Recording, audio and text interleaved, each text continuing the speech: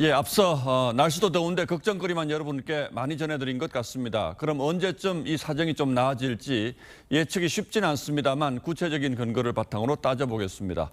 자, 최원희 기자, 지난달 물가 상승률이 24년 만에 6%대를 기록했다고 하는데 이건 얼마나 심각한 걸로 봐야 합니까? 네, 현재 국내외 기관들이 내놓은 올해 우리나라 연간 물가 상승률 전망치를 보면 국제신용평가사 S&P는 5%, OECD는 4.8%, 기재부와 한은도 4.7%까지 올려잡은 상황인데요. 예. 지난 20년간 이 정도 물가 상승률이 또 언제 있었나 봤습니다. 2008년 글로벌 금융위기 때 4.7%까지 치솟은 적이 있는데요. 인플레이션 지속 기간이나 범위를 보면 현재가 훨씬 충격이 크다고 볼 수 있고요.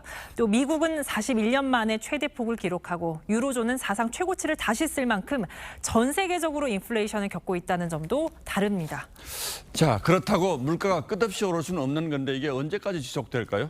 지금은 정점이 아니라는 의견이 대다수지만 예. 언제 꺾일지에 대해서는 전망이 엇갈리고 있습니다. 단기적으로 봤을 때 에너지 수요가 많은 여름철이 지나면 상승률이 더 높아지진 않을 거다. 예. 코로나 재확산 등 변수가 겹치면 올해 하반기까지도 봐야 한다. 이렇게 나뉘고 있습니다.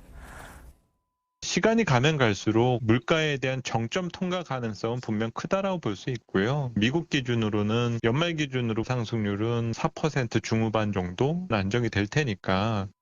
하지만 상승률이 둔화되더라도 이미 높은 물가 수준으로 힘든 상황은 더 이어질 거란 전망이 많습니다.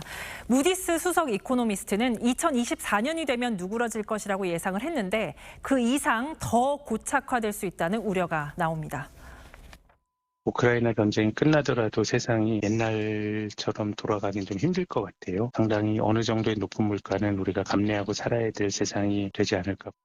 물가 상승을 막기 위해서 전 세계가 지금 계속해서 돈을 걷어들이고 있으니까 적어도 이것만 끝나면 좀 나아지지 않을까요?